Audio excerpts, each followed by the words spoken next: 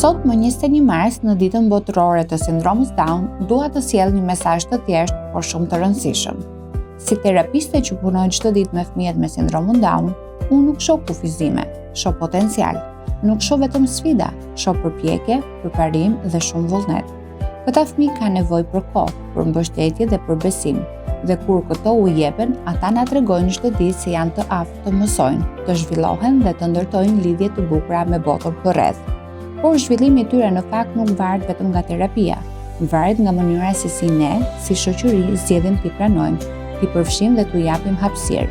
Ndërgjegjësim nuk është vetëm të dirë se çfarë është sindroma Down, është të ndërtosh qasje, të heqësh paragjykime dhe të krijosh mundësi reale për ta. Ata nuk kanë nevojë të ndryshojnë për të përshtatur me botën, është bota që duhet të mësojë t'i përfshijë ata.